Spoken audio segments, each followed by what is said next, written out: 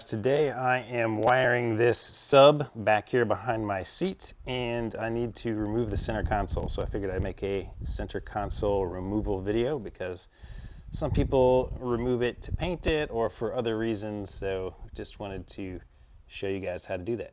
First step in removing it is to remove this little boot, and these are just held in by clips, so you can probably get your fingers under it somewhere and start pulling up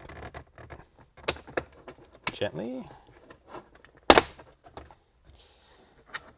and they'll come out. And then this is just held on by pressure.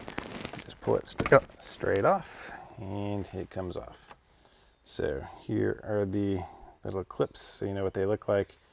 This tucks in and then they just snap down. All right, next we can remove the ashtray. It just lifts straight out, and that reveals two screws for us right here. These are T25, and it's actually so loose already I can tighten it more. So when you put them back on, you're not going to need to do much. Okay, these are out. With those removed, you can lift this part out, and you will have two electrical connections down here. So just remember which one goes where. For me, the white one is on the left-hand side of the car near the steering wheel. The black one is by the passenger seat. There aren't any clips or anything. You just pull them off.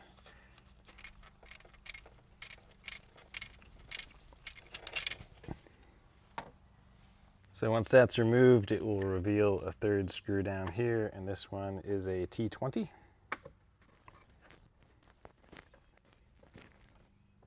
Now we can go to the center console, open this, and there's a little piece of rubber mat on the bottom. Just gotta dig it out of there, and that will reveal one more T20 screw down there. Now this is one item that I never even knew existed until this project, but this is a coin holder. See, there's little slots to hold coins, which is very interesting. Okay, I'm just going to get a little pry tool. Try to pry this thing out. So I'll try with the pry tool here and get a little flat head down here at the bottom. Whoa! That was cool. Alright, so it just pops right out if you do that. But with that out of the way, you can see yet another T20 down here. And all of these T20s are identical, so you don't have to keep them straight. One more T20 on the top, up by the shifter, right down here. Now you can just stick your finger in here and lift up the little plastic tray out of here. And down here, this is actually how you can tension your emergency brake. And it also reveals another T20 that's holding this down. Now you can see that there is a little piece of plastic that goes on the outside of the gear knob that we are going to need to remove in order for this thing to come out.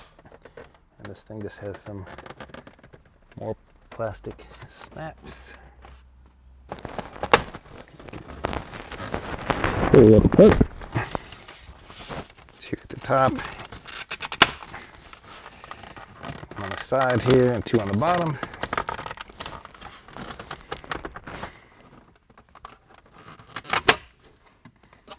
Okay. So you can see that this has had two clips on the bottom. These two and these two at the top pop out, and then it lifts out of these little clips. And now you'll see why we had to remove that panel. So if we lift up from the back, everything should be loose now, and we can wiggle this back.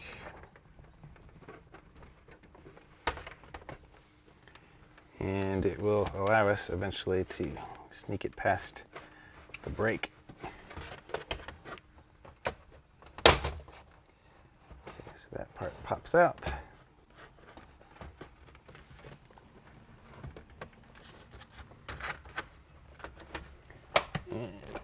sure your brake is as high as it can go, because there's just barely going to be enough room to get past it. I'm actually going to get out and move this seat forward and then just gently work it, because there is exactly enough room to get it out. There we go. So that's all there is to removing it. Need to do a little vacuuming down here and clean this up. But this is what it looks like under your center console. I hope this video was helpful. Please subscribe to the channel and like the video, and take a look around. If you own a Boxster, I'm sure there are lots of projects that I've done that will be helpful.